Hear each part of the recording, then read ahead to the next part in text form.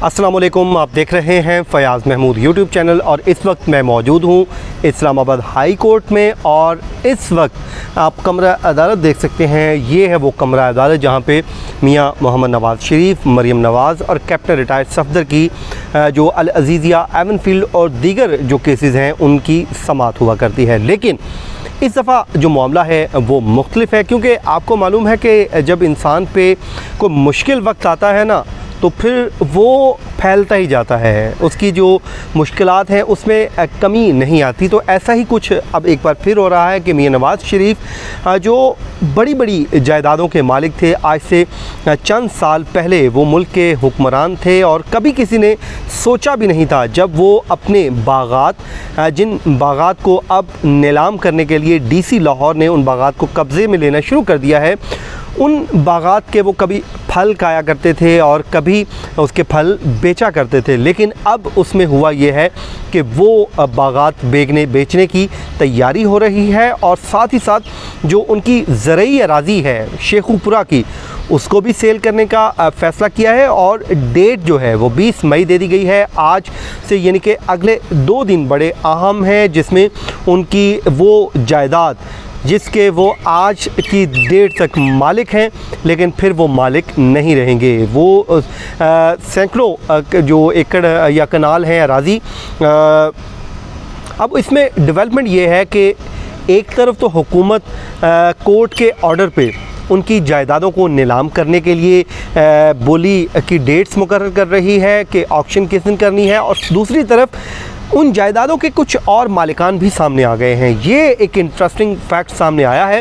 तो आज के व्लॉग में जी मैं आपको बता देता हूँ कि मियाँ नवाज़ शरीफ की शेखुपुरा, उसके अलावा लाहौर में उनके जो बागात हैं, उसके अलावा उनका जो फैमिली का एक कब्रिस्तान है उसको भी नीलाम करने की, उस लैंड को भी नीलाम करने के लिए ऑर्डर हो चुके हैं। और साथ ही साथ उस पूरी उनके अपर माल पे जो एक घर है वो भी नीलाम किया जाएगा। तो इसके लिए डेट्स मुकर्रर कर दी गई हैं। तो अब 3 शख्सियात हैं जी इसमें।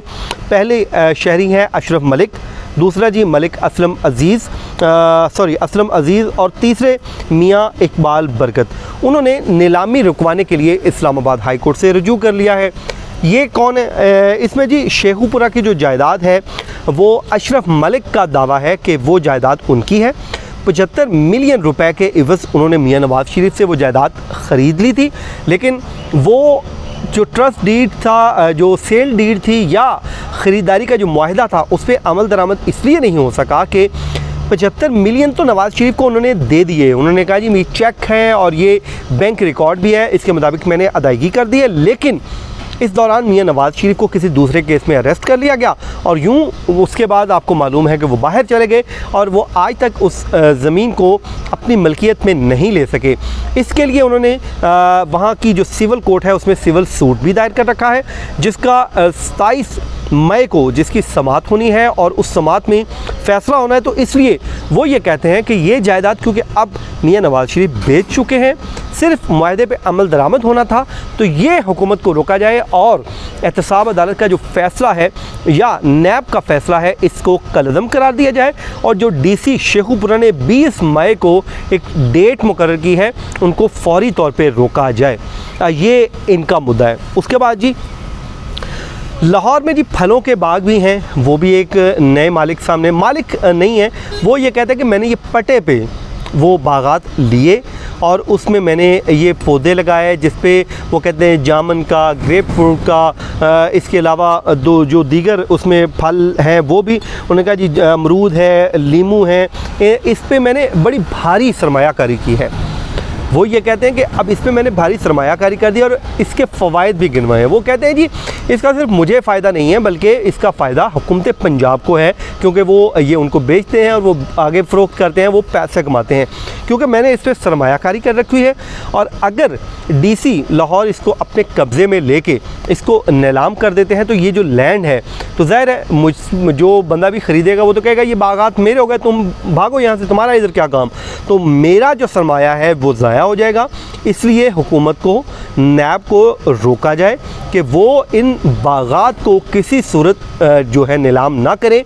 उसमें जो उनकी एक फैमिली ग्रेव यार्ड है उसको भी नीलाम न करें, वो ये भी समझते हैं कि वो भी नहीं होना चाहिए।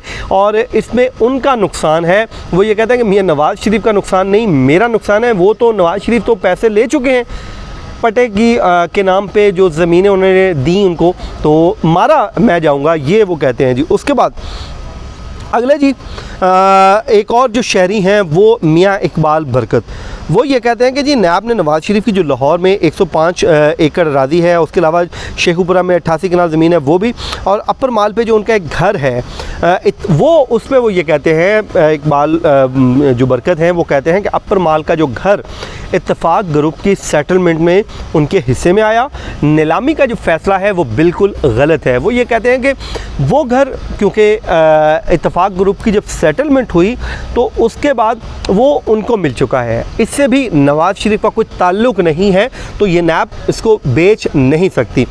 ये तमाम तर जो अहकामात सामने आए हैं, ये आपको मालूम होगा कि तोशा खाना जो रेफरेंस था उसमें वो इश्तिहारी हुए, उनके पहले बेलेबल वारंट गिरफ्तारी जारी हुए, फिर वो पेश नहीं हुए तो एहतसाब अदालत के जज सैयद असगर अली ने नॉन बेलेबल वारंट जारी किए, फिर ज़ाब्ता फ़ौजदारी की दफ़ा 87 के तहत उनको इश्तिहारी मुल्ज़िम डिक्लेयर कर दिया। उसमें भी आपको मालूम है एक पूरा प्रोसेस हुआ जिसमें इश्तिहारात निकाले गए, मियां नवाज़ शरीफ के अखबारों में इश्तिहारात दिए गए, फिर लाउड स्पीकर्स पे अनाउंसमेंट की गई कि आपके ख़िलाफ़ ये केस चल रहा है, आप वतन वापस आएँ और आके सामना करें, लेकिन वो नहीं आए तो देन उनको इश्तिहारी डिक्लेयर कर दिया गया। फिर नैब जाती है एहतसाब अदालत में कि जी अब उनकी जायदादें ज़ब्त बहक सरकार ज़ब्त करने के लिए 88 ज़ाब्ता फ़ौजदारी की दफ़ा 88 की कार्रवाई करने की इजाज़त दी जाए।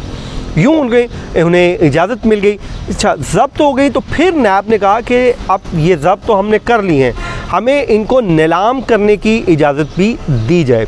उसी दौरान मरियम नवाज़ सामने आती हैं और वो आकर एहतसाब अदालत में एक दरख्वास्त दायर करती हैं। वो कहती हैं कि जो मरी एबटाबाद या नथिया गली वाले जो घर हैं वो मेरे हैं, वो हमारे हिस्से के हैं, उन पे एतराज़ात लग जाते हैं।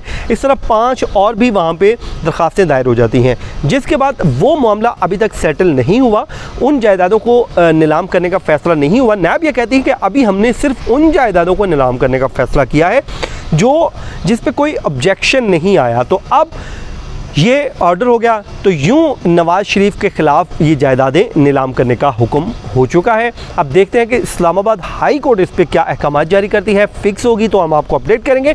और इसी तरह इस केस में जो दीगर मुल्ज़मान हैं, ये मुझे याद है ये ख़बर मैंने उस वक्त ब्रेक की थी जब इसके बिल्कुल इनिशियल स्टेज थी, इस केस के इन्वेस्टिगेशन स्टार्ट हुई थी, और उस टाइम इसमें मैंने ब्रेक की थी और मैंने बताया था कि इसमें साबिक़ सदर आसिफ अली ज़रदारी, उसके अलावा यूसुफ रज़ा गिलानी और ओमनी ग्रुप के जो 2 मुल्ज़मान हैं, वो अब्दुल गनी मजीद और ख्वाजा अनवर मजीद और नवाज़ शरीफ, ये मजमूई तौर पे 5 इसमें मुल्ज़िम हैं। नवाज़ शरीफ को इश्तिहारी करार देके जायदादें नीलाम करने का हुक्म दिया गया है। तो ये था जी आज का हमारा वीलॉग, यकीनन आपको पसंद आया होगा। अपना फीडबैक दीजिए, मुझे दीजिए इजाज़त, अल्लाह हाफिज़।